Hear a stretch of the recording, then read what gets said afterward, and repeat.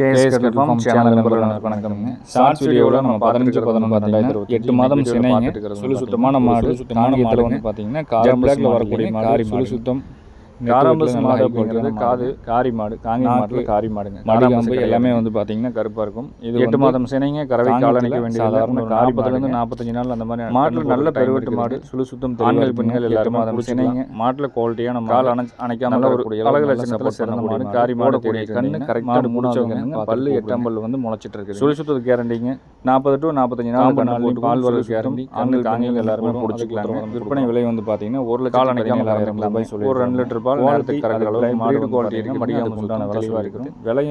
விற்பனை விலைநிலவரம் 1,17,000 ஒரு 5 ரூபாய்ங்கிறவங்க பிடிச்சவங்க மாதிரி சொல்லிக்கிறோம்.